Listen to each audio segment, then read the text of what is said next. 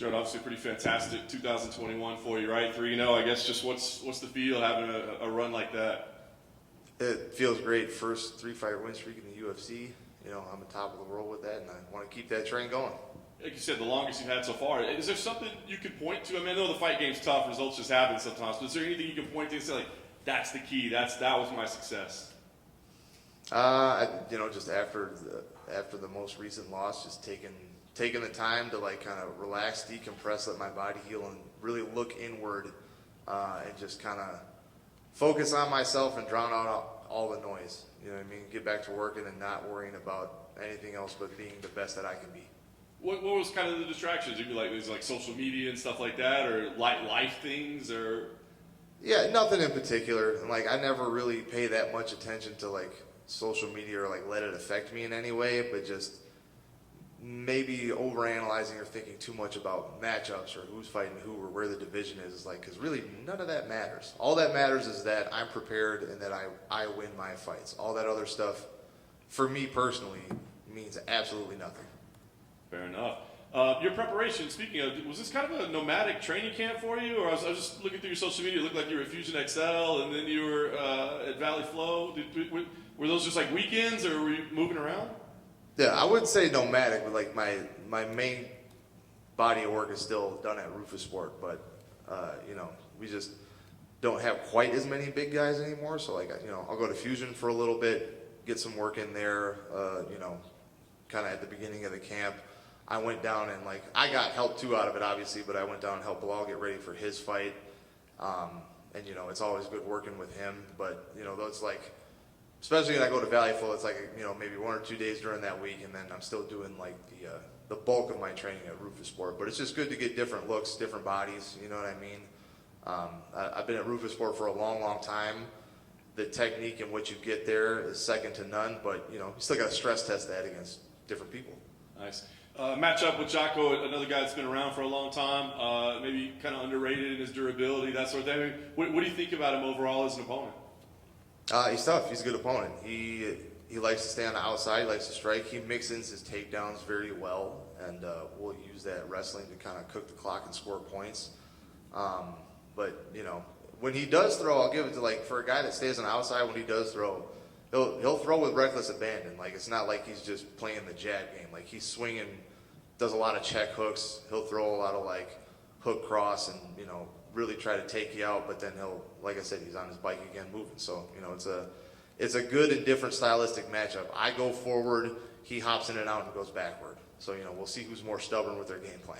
I love it. Do you think he's going to want to try to take you down? Do you think he's going to be willing to engage and grapple? Oh, absolutely. I don't think that he's necessarily going to be looking to get into a jiu-jitsu match, right? But you know, especially when guys are like, he's not going to take me down, that's exactly when you're going to get taken down. They're going to be like, yeah, for sure I'm going to double leg you now just to prove a point. So it would not surprise me at all if he shot in a couple times.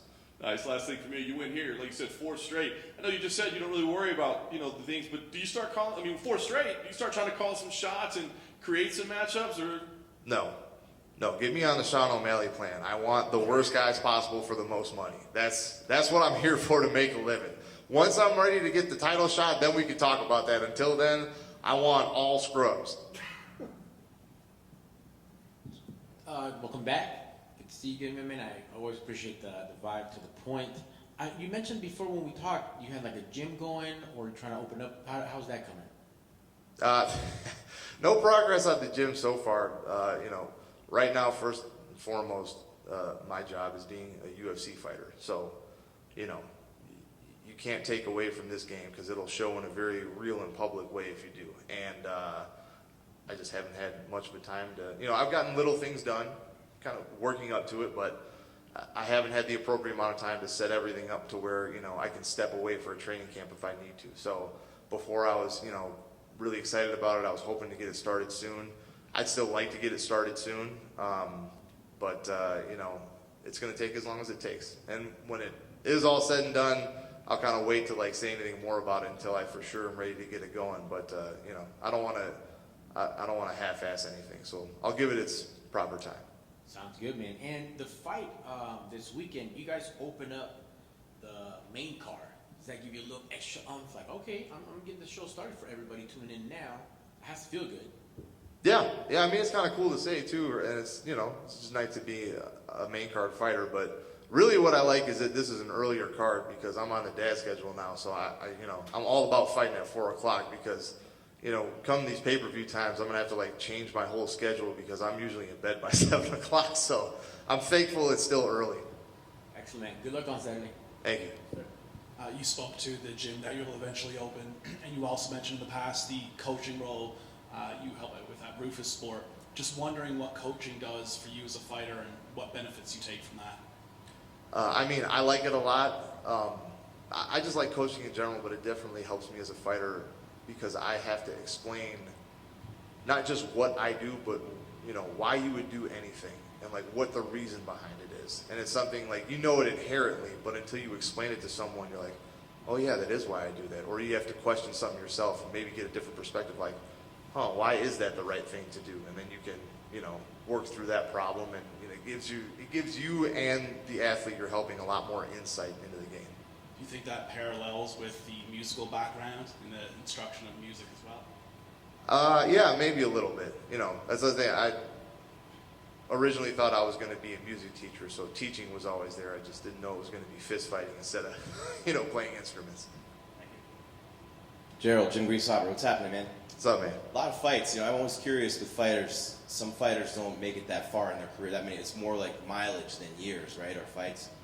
What are some things you do to keep your body in shape, or mental edge that you give yourself that you can fight this many fights? You're only 34 still, and keep that body ready to, like you said, make the most amount of money you can.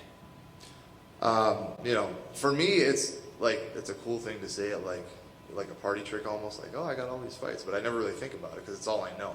You know what I mean? So I have no idea what it would be like to have like less than 10 fights and be in the UFC. Like, to me, that sounds nuts. You know what I'm saying? But especially now, I got a pretty good, pretty frequent schedule even for the UFC, but I had a lot of fights in my first few years of fighting. I think in like the first 2 years, I had knocked out more than 10 fights. Something close to that, right? So for me, it's like, as you get older, maybe slow down a little bit and just make sure you're recovering properly. Staying, keeping your body put together definitely helps. But, part of it too is I've just been fortunate, and, I try to fight smart and be as much of a tactician and use as much technique as I can, so I'm not, using my athleticism and just destroying my body. And you look at a guy like Andrei Arlovski and the number of fights he has, and I'm sure there's going to be a lot of guys gathered around the TV watching him try to tie that wins record. Is that something you're a fan of his? Does it mean anything to you to be a part of a card that could be part of history like that? Man, yeah, I didn't even think about that, but no, I'm definitely a fan of Andrei Arlovski. And like any of those older school guys, right, or guys that have a lot of fights, I'm more in that boat, so I like watching those guys like that. And it's, it's just, it seems like there's two different camps, right? There's either guys that got a lot of fights or guys that came in pretty young and fresh. And, if you can have a fast meteoric rise, as long as you can get to where you need to make a lot of money, that's one thing. But, unless you get that belt or get really close, the only way to make money in this game is to stick around for a while. So if that's what I got to do, that's what I got to do. And you don't have any names on that worst guy possible list for the most money? No, I got no idea. Usually I'm the one that's on the list that people are picking. So I've never got to actually, they're pretty much like, do you want to fight this guy, yes or no? Which, hey, that's fine. That's what I signed up for. But yeah, let me get somebody fresh off the Contender Series or something. So you got to get used to the other side now with all those wins. Yeah, that would be a nice change of pace, wouldn't it?